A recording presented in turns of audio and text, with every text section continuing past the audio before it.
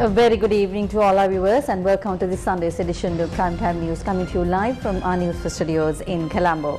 I'm Arundhati Mudalnaika. Let's start off with a look at the stories making headlines this evening.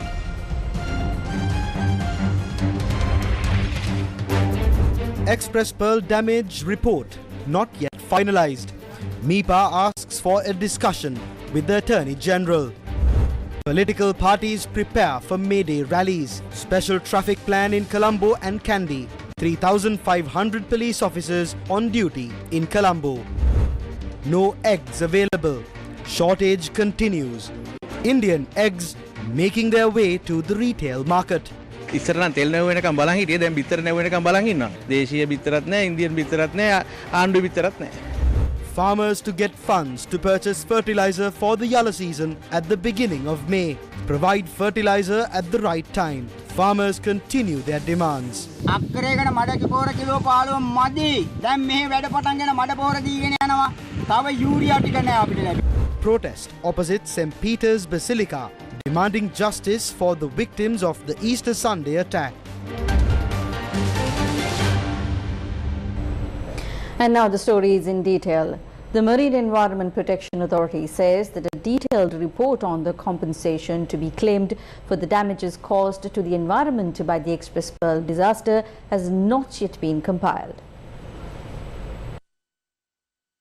Chairman of MIPA, Selabi Rakava, said they have requested for a meeting with the Attorney General to discuss the matter in which the report is to be prepared. He said the report will be compiled based on what is discussed at the meeting. MIPA had requested for the meeting due to the lack of clarity on the manner in which the Attorney General's department had called for the report. Recently, a case was filed in court in Singapore to recover damages for the Express Pearl incident. The report on the compensation that should be sought for the environmental damage caused has been called for from MIPA to inform the court of the compensation that is being claimed. Lawyers attached to the NPP convened a media briefing and spoke about the process of securing compensation for the Express Pearl disaster. The ship sank in the Sea of Sri Lanka, and therefore any court of law in Sri Lanka has jurisdiction to hear a case on this matter. If the victims of a certain incident are the people of our country, including fishermen and future generations of the country, even then a court can exercise jurisdiction on a matter that happened even outside of Sri Lanka. Since an issue like this has cropped up, we would like to ask the government as to if they filed the case in Singapore after consulting with President's Council and senior legal luminaries regarding this matter first. No one can say that Sri Lankan courts do not have the jurisdiction to hear this case. According to all legal principles, a case regarding this matter can be filed in Sri Lanka. We have received reports that the damage caused to the environment has been estimated at between 6.2 to 6.5 billion US dollars. We have information that if this matter is settled in Singapore, the maximum amount of compensation that we can claim is only 27 million US dollars.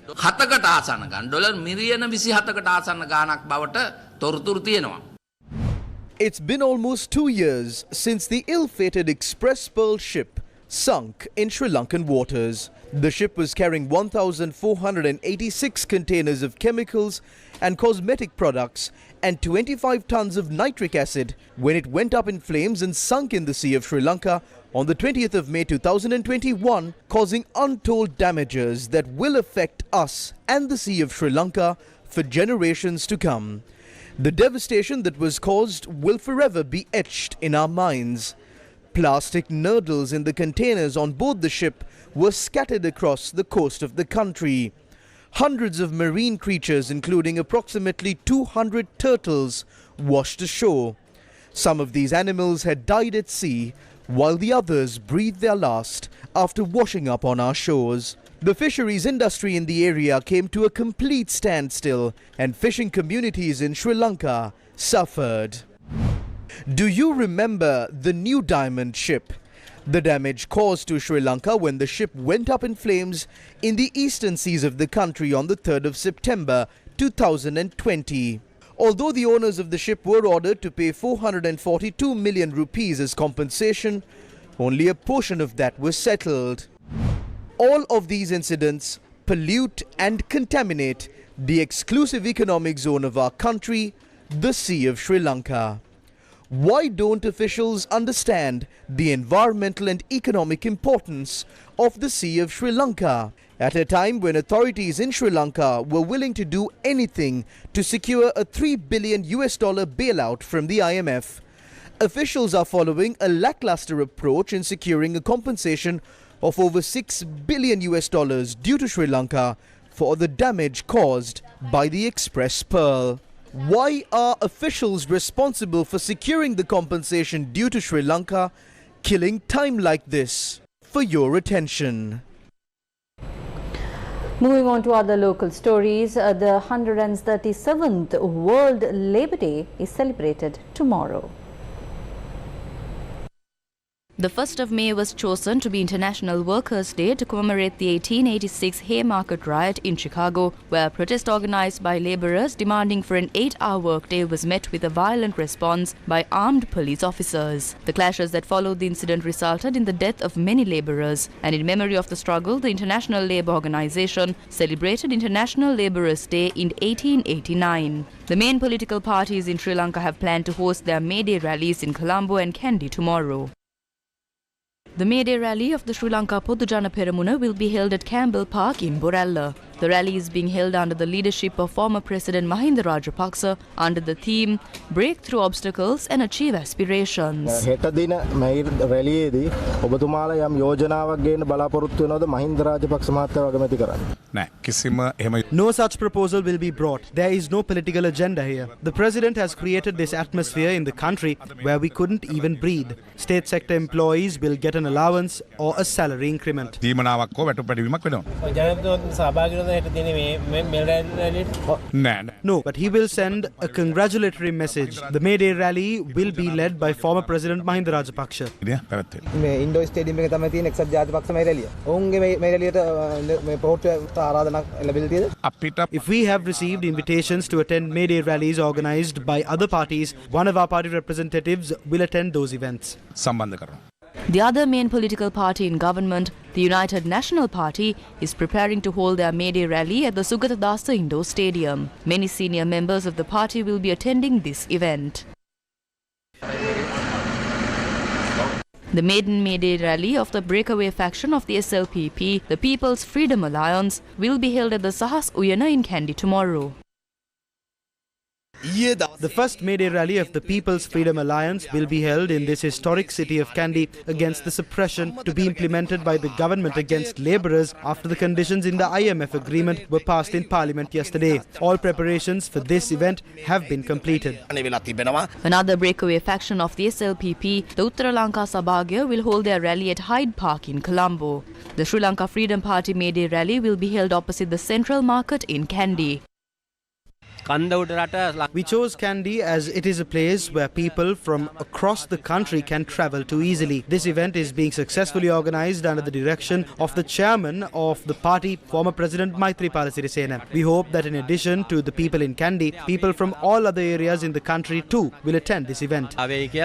The main opposition party, the Samagi Jana Balawege, is celebrating May Day under the theme, The Struggle at the Workplace for the Victory of the Nation. The May Day march will begin from the PD Sirisena grounds in Maligawattha. The May Day rally of the SJB will thereafter be held at the AE Gurasinghe grounds in Colombo.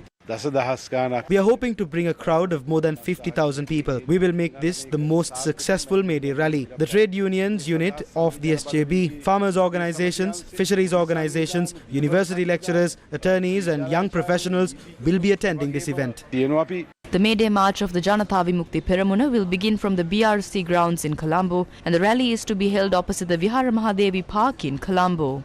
The largest ground in Colombo where the largest May Day rally could have been held is the Golface Green. In the end, we were only given this road. We will be showing Ranil tomorrow that we can hold our May Day rallies even on roads. We will also prove to the government that they cannot stop this sea of people. The May Day rally of the Frontline Socialist Party will be held at the Ananda Samarkon Open Air Theatre. Meanwhile, many trade unions and civil organizations have also organized May Day celebrations tomorrow. The May Day rally of the Independent Trade Unions and Mass Organizations Centre, which includes over 35 trade unions and civil organizations, will take place at the PD Sirisena grounds in Maligakhanda. The National Trade Union Front will be staging their May Day rally at the new town hall in Colombo.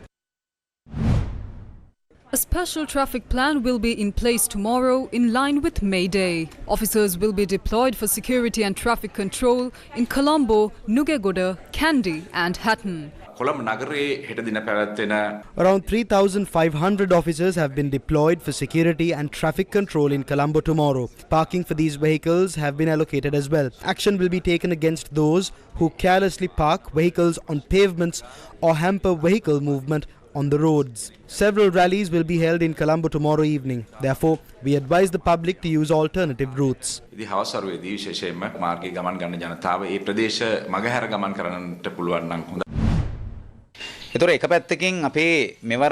The Frontline Socialist Party's theme for this year's May Day would be focusing on measures that can be taken against this IMF trap and how to build a people's movement against colonization carried out by the United States and India. This clown of a leader has brought about this cowardice oppression and is trying to bring in the Anti-Terrorism Act. He is engaged in a cowardice attempt to suppress the people through the passing of these acts. He doesn't have the people's mandate to do any of this. How have they got the power to take a serious economic decision against the people and pass acts that violate international regulations? They have got this power from the IMF and imperialistic American connections and the political power of neighboring India. It is with their support that Ranil Rajapaksha's regime is attempting to carry out this oppressive government. Sri Lankans living in Europe staged protests at the St. Peters Basilica in the Vatican demanding justice for the Easter Sunday attacks.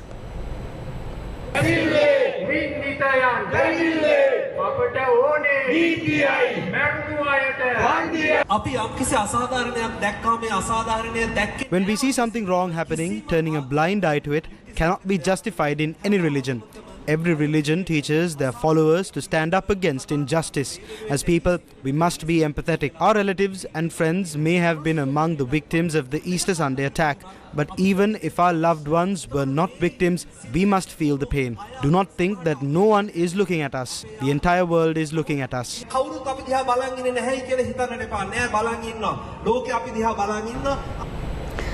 While poverty and infant malnutrition is on the rise in Sri Lanka, there is much controversy surrounding the supply of eggs, which is a main nutrient requirement. We inquired into this matter from all relevant factions. What is the situation with eggs in the retail market? This is the situation we observed at many shops in the Galle, Kurunegala and Anuradhapura towns today.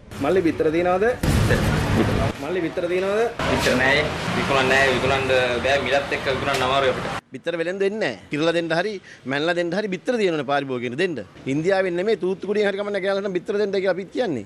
Farm කාර්යය දෙන්නේ 48යි 50යි විකුණන්න කියන්නේ 44යි. ඉතින් අපිට කරන්න බෑ. ඉතින් ලක්ෂයක් දර කන්න බෑනේ අපිට. ඒක නිසා ගේන්නේ නැහැ බිත්තර දැන් අපි. Eggs were weighed and sold at some shops. කිලෝක විකුණන්නේ 860යි. This is what the consumers had to say about the prices of eggs in the market. දැන් මම ගත්තේ මේ සති එකමාරකට පස්සේ මේ බිත්තර ටික. ඉස්සර නම් තෙල් නැව වෙනකම් බලන් හිටියේ දැන් බිත්තර නැව වෙනකම් බලන් ඉන්නවා. දේශීය බිත්තරත් නැහැ, ඉන්දියන් බිත්තරත් නැහැ, ආණ්ඩු බිත්තරත් නැහැ. ඉතින් මුන් කොහොමද මේ බිත්තරේ ප්‍රශ්නේ මේ රටේ විසඳන්න නැතු කොහොමද මේ රටේ මේ වෙන ප්‍රශ්න විසඳන්නේ? බිත්තර 17ක් තමයි අල්ලන්නේ එක බිත්තර කිලෝයකට. එතකොට බිත්තරයක් සාමාන්‍ය රුපියල් 50ක් විතර වෙනවා. Officers of the Consumer Affairs Authority raided a wholesale and retail egg shop along St. John Street in Peta today.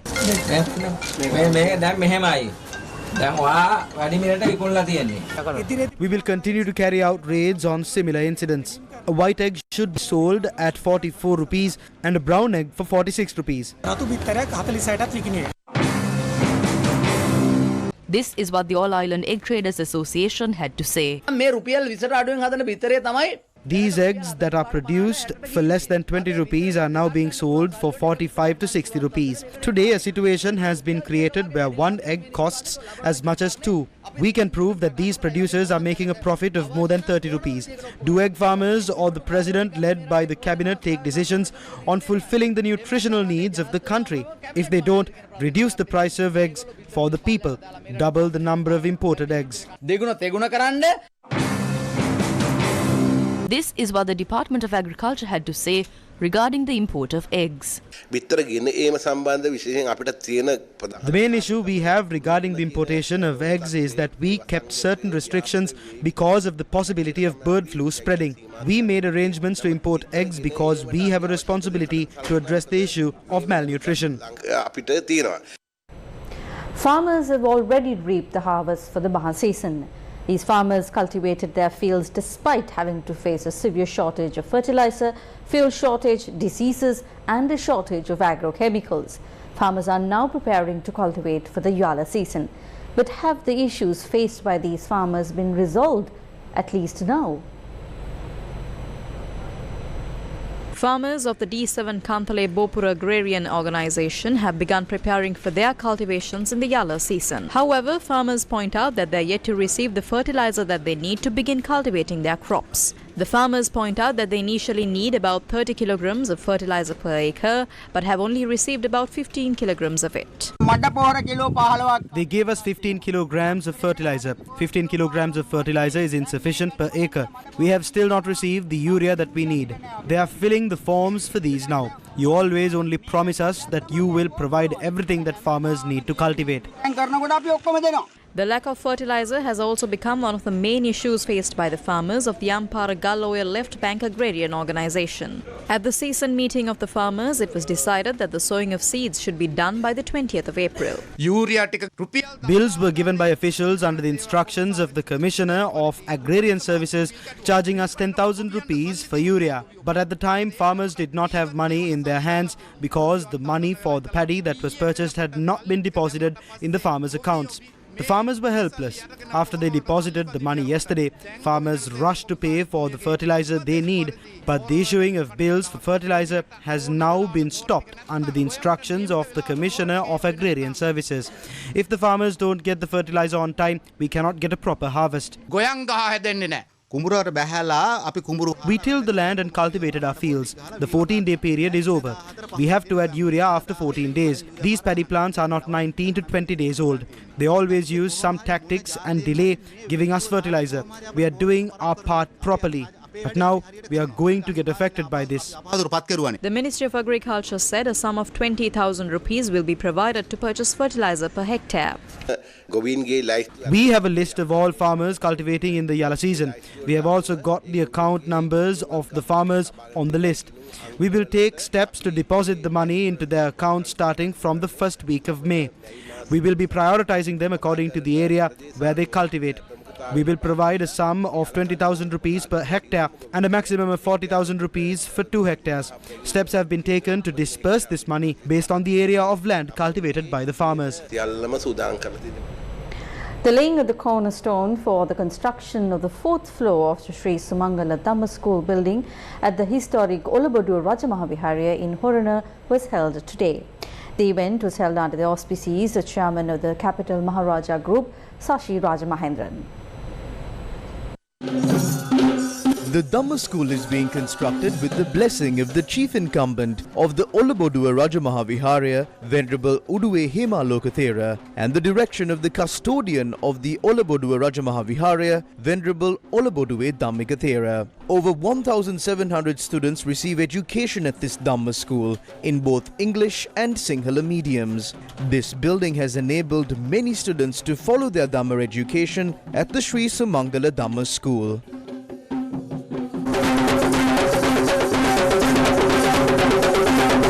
The laying of the cornerstone for the construction of the 4th floor of the Sri Sumangala Dhamma School building was performed by the chairman of the Capital Maharaja Group, Sashi Rajamahendran, amid the blessings of the Mahasangha.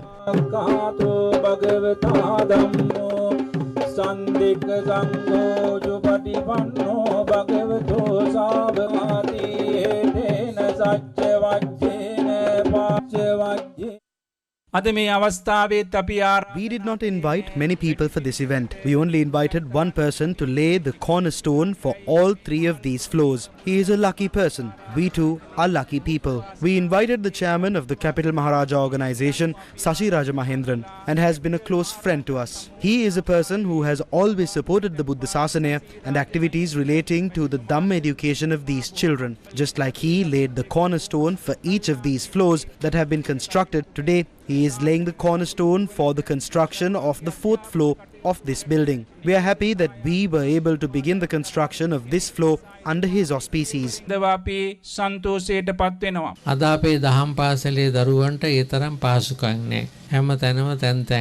in our Damba school do not have many facilities. They are studying under trees everywhere. When it starts to rain, they run to find some shade. When it is sunny, they move from place to place to study in their classes. This Dhamma school is being operated with all these issues. But when buildings like these are constructed with the required facilities, it creates a pleasant environment for the students to study. Therefore, I am very happy to see that the chairman of the Capital Maharaja Group, Sashi Raja Mahendran, along with the Capital Maharaja Group and all other donors, contributing to these activities. An almsgiving was held in Colombo today in line with the 30th death anniversary of late Ranasinghe Premadasa. The almsgiving in line with the 30th death anniversary of former President late R. Premadasa that falls tomorrow was held at the Gangarama Temple in Colombo this morning. Offerings were made to Dr. Venerable Kirinde Asaji Thero, the chief incumbent of the Gangarama Temple, and other Venerable Theros. Hema Premadasa, family members and loved ones of former President late R. Premadasa were present at the occasion. The 100th episode of Man Ki Baat, an Indian radio program hosted by Prime Minister Narendra Modi that addresses the people of India, was broadcasted earlier today. In line with this, a panel discussion was held in Colombo. मेरे लिए तो दूसरों के गुणों की पूजा करने की तरह. The 100th episode of Man Ki Baat, A Leader's Connect, A Nation's Voice, was broadcasted worldwide earlier today. A special event was held at Swami Vivekananda Cultural Centre in Colombo, where a special panel discussion on Man Ki Baat took place following the live broadcast of the 100 Man Ki Baat program by Prime Minister Narendra Modi. The panel comprised of Indian High Commissioner to Sri Lanka Gopal Bagle, entrepreneur Dilit Javira, and Director of International Affairs at the President's Office, Dinuk Kolumbage. So I would say that this program is actually, it captures what is happening in India. And what is happening in India today is a transformation. It's just no small change. It's just not a change here or there. The impact of this program is also transformative. This process is a communication process. I've been following him from his very initial political campaigns. I always thought that he was being very scientific from a communications or a brand building perspective. As you very correctly said, now the world leaders then did not have the sort of luxury of having brand strategists or the communication strategists behind the present leaders. Or giving due credit to Prime Minister Modi, I can see some people behind this equation. Because I see, in fact, the subtle twist also in this program, where he is putting the country brand, India, in front, and he becomes like the brand ambassador in this total strategic perspective of it, the way I see it. Because he, that as High Commissioner mentioned, see, he makes it's the people's thing than his thing. If at all, if anything that we can learn, especially as Sri Lankans, how we can take that bigger dream and in our brand communications language, create consumers from consumers to fans. How do you make them fans? In fact, to a point, you blindly believe them. Because you are touching the emotions of the people, as High Commissioner himself mentioned. It's an emotional thing here. The communication is all about emotions, finally, in our language. Because there's no rationality in that when it comes to brand building and building image of a nation or an individual. Pakistan Tehreek-e-Insaf Chairman Imran Khan has warned the powerful people that violent protest will break out in the country if the elections were not held. He added Pakistan would face a Sri Lanka-like situation.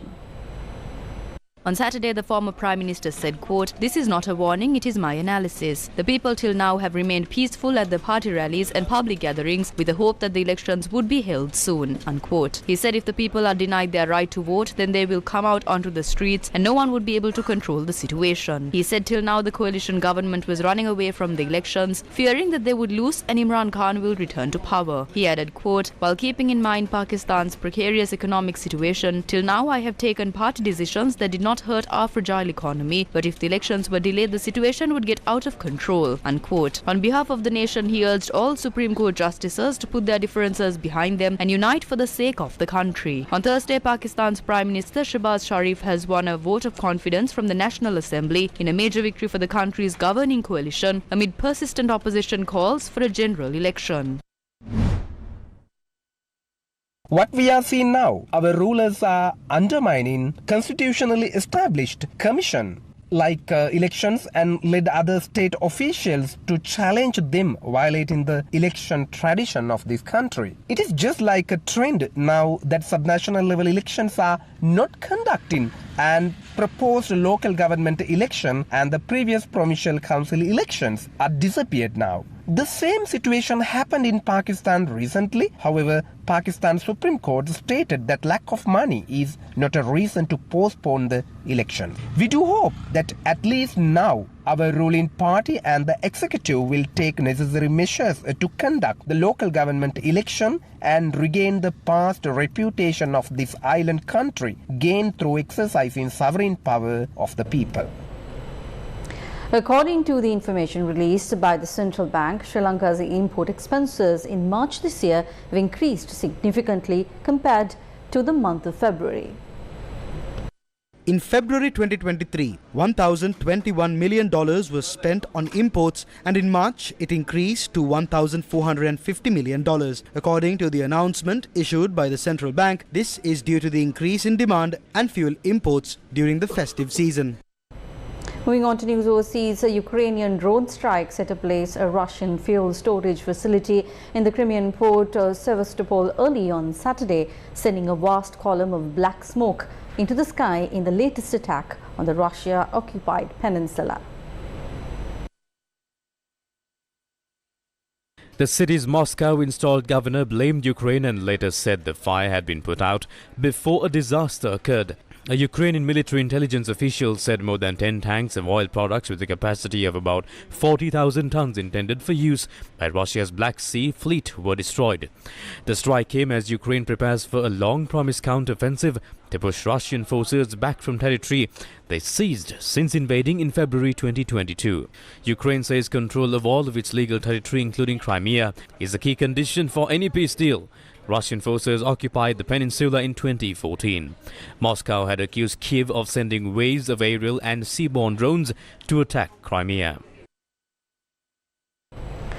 The United States has accused China of harassment and intimidation of Philippine vessels and called on Beijing to end provocative action in the South China Sea after a recent near collision between a Chinese vessel and a Philippine Coast Guard boat. The Philippines on Friday accused China's Coast Guard of aggressive tactics following an incident during the Philippine Coast Guard patrol close to the Philippines-held 2nd Thomas Shoal in the Spratly Archipelago, a flashpoint for previous altercations located 105 nautical miles off its coast. The U.S. State Department said, quote, "We call upon Beijing to desist from its provocative and unsafe conduct," unquote. The State Department also warned that an attack on Philippine security forces or public vessels would trigger a U.S. response. U.S. State Department spokesperson Matthew Miller said in a statement, quote, "The United States stands with our Philippine allies in upholding the rules-based international maritime order and reaffirms that an armed attack in the Pacific, which includes the South China Sea, on Philippine armed forces, public vessels or aircraft, including those of the Coast Guard, would invoke U.S. mutual defense commitments," unquote. The U.S. was responding to a near miss between Chinese and Philippine vessels off Spratly Islands, the latest in a long string of maritime incidents between the two countries in the restive South China Sea. Fighting has intensified in Sudan's capital Khartoum, shattering the latest ceasefire aimed at allowing people to flee to safety. Taking to Twitter, Minister of Foreign Affairs Ali Sabri appreciated the support given by Saudi Arabia in evacuating Sri Lankans from Sudan. On Sunday, the army said it was attacking the city from all directions, with airstrikes and heavy artillery to flush out its paramilitary rivals. The latest truce was due to end late on Sunday. Millions remain trapped in the capital, where food is running short. Foreign countries have been evacuating their nationals amid the chaos. More than 500 people have been reported killed since fighting erupted on April 15 between the regular army and the Rapid Support Forces. But the number of dead and injured may be much higher. Thursday night's agreement to extend an uneasy ceasefire followed intensive diplomatic efforts by neighboring countries, the US, UK and UN. But the 72-hour extension was not held. By Saturday evening, heavy fighting had resumed in Khartoum. The army said it had conducted operations against RSF troops north of the city center. China has evacuated 940 citizens from conflict-torn Sudan amid ongoing clashes between the army and the RSF.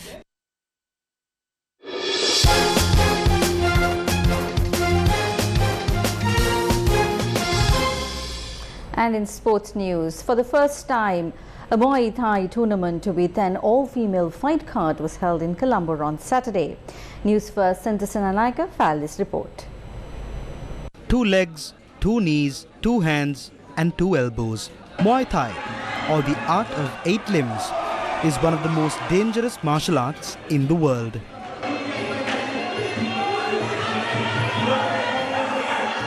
Fight Like a Girl, organized by WBC Muay Thai Sri Lanka, is a Muay Thai tournament held in support of the Apeksha Breast Cancer Hospital. Best of the best female Muay Thai fighters from leading Muay Thai clubs in the country went head-to-head at Royal Mass Arena on Saturday night.